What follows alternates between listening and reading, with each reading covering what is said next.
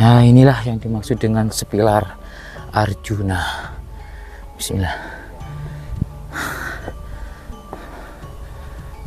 Wih, kabutnya turun. Dan di sini ada arca lagi. Nah, ada dua, sepasang arca, dan ada pilar begitu, makanya namanya sepilar ya. Gak kelihatan teman-teman di bawah karena kabutnya sudah mulai turun. Yang di sini juga ada arca lagi. Ya, nih.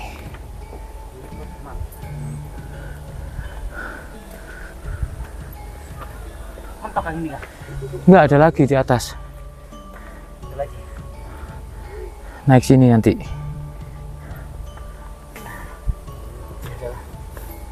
Ini masih utuh kan sih? Ya, memang dipahat di batu yang utuh begitu. Bukan dari beberapa batu terus dibentuk, bukan. Tapi memang batu utuh memang yang dipahat begitu. Sangat luar biasa.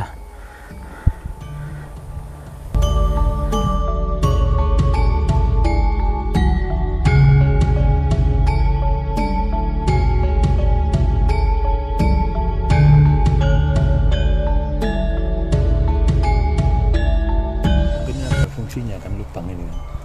Ya, ini ada mitosnya. Ada mitos apa? Ya, jadi gini. Ya. Kalau kita bisa masuk Ya. ke dalam lubang ini, Ya. ya kan? Itu mitosnya itu menandakan hati kita bersih. Oh. Telapak tangan gitu ya? Iya kah? Iya. Ini. Loh, Jempol ya. ternyata ada. Telunjuk ya ini. Loh, Ya. iya ya. Telapak tangan ya. Tangan kiri. Ini ada batu, Iya. Telapak tangan kiri. ada batu, ya kan? Ya. Bekas telapak tangan ini. Ya. Ini Loh, ini beneran loh. Kanan kiri. Iya, kanan Ini kiri. beneran loh. iya lah ya, Berhadapan. stempel yang sudah muksa mungkin. Ini loh. Iya. Ada telapak tangan ini loh. Ya. Dari Ini sini coba dan Parus, dari Parus, sini. coba Parus, tangan ini sampean Parus. Ini yang dari sini Nah, ya. itu yang, Ini yang kiri. kanan, Ini yang terus kanan. itu yang Kanan. kiri. Mana? Loh, ini Iya. beneran loh, tuh. Ini telapak tangan ya. Terus yang itu Parus. Ini ya yang dari sana. Coba tangannya kan Dari sana ini. satunya kan. Jadi dua sisi. Dua Dari sisi sisi, Pak, ya. anu Kang. Nah, Jadi dari nah, sini. itu jempol Nah. lepas itu. Oh, Iya kan? iya luar biasa. Jadi berhadapan. Stempel dua telapak tangan yang dari dua sisi ya. Berhadapan. Berarti menunjukkan ini kesepakatan gitu ya. mungkin ya. Mungkin. Kita sepakat gitu. Jadi ada perjanjian begitu. Perjanjian. Mm-mm. Iya, telapak tangan nih Kang. Telapak tangan. Cuman Kang sampai tangan satu nih Ya, Kang. coba Tangan ini satu ya. ketemu Tangan satu. Iya. ketemu. Nah, kita sepakat ya, kita sepakat ya seperti ini. Nah, Sepakat. pas ini. Sebuah Ya kan? kesepakatan. Ada perjanjian Perjanjian. tertentu mungkin di sini dulu. Betul. Ya kan? Pak Rus agak teliti Pak Rus. Jeli Pak Rus itu. Waktu kayak Batu Kang, Batu. bukan semen Kang, tapi batu Kang. Batu asli. Kok ono kain-kain yang ini? Iya, ini batu kan, batu stempel kuno. Nah, seperti ini. Yang Itu nemplek Kang, bukan. Sepintas memang situs-situs yang ada di lereng Gunung Arjuna ini terlihat biasa-biasa saja, namun menyimpan makna yang mendalam yang masih dalam konteks kerajaan Hindu-Buddha, terutama pada masa kerajaan Singosari dan Majapahit. Jadi di sini kita akan mendapati 3 buah gerbang tanpa gerbang, pintu tanpa pintu, tentunya menuju nirwana pintu ini. 3 ini dalam filosofinya memiliki simbol Trimurti, yaitu Brahma, Wisnu, dan Siwa. Waktu itu dalam tradisi kuno, Dewa Brahma sebagai simbol sang pencipta, Dewa Wisnu sebagai simbol sang penjaga alam semesta, dan Dewa Siwa sebagai simbol perusak.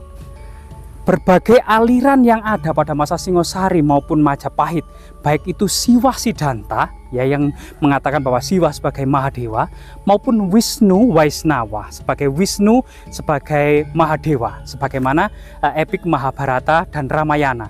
Peranan Wisnu dan Krishna menjadi sangat penting Begitu juga peranan Brahma, seperti Ken Arok adalah putra Dewa Brahma. Artinya memang pemujaan Brahma ini juga sangat menonjol. Tetapi pada masa Majapahit, di lereng Gunung Arjuna ini, kita mendapati antara Brahma, Wisnu, dan Siwa sama saja menuju kesunyatan, kosong tanpa isi, isi tanpa kosong, yaitu gerbang tanpa gerbang, pintu tanpa pintu. Jadi ini simbol menuju moksa, simbol menuju nirwana, sebagaimana kemudian obsesi para pensiunan yang waktu itu pada masa kuno dikenal dengan catur asrama ya. Tahapan anak-anak mencari ilmu dikenal dengan brahmacara, tahapan berumah tangga setelah itu yang dikenal dengan grahasta.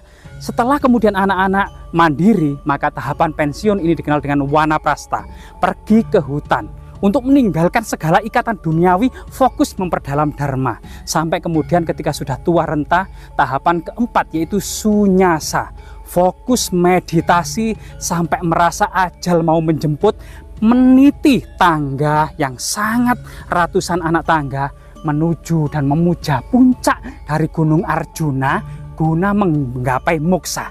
Jadi moksa adalah tujuan utama dari berbagai aliran agama pada masa Majapahit.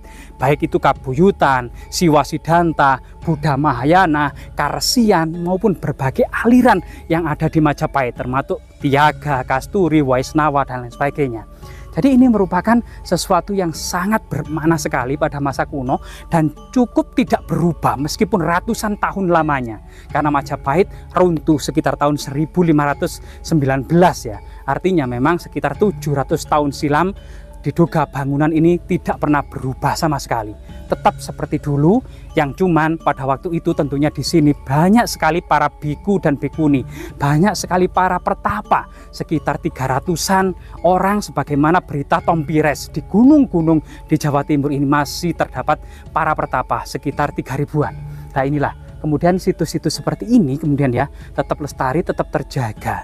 Tidak harus kemudian dihubungkan dengan sesuatu yang takhayul, tidak harus dihubungkan dengan sesuatu yang kurofat, termasuk kemudian yang syirik. Tetapi kita ambil sejarahnya.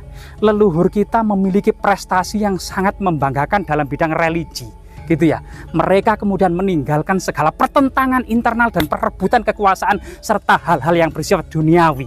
Artinya para pertapa dan para leluhur kita itu mengembangkan sebuah konsep yang pentingnya kehidupan setelah mati, yaitu menuju surga atau nirwana.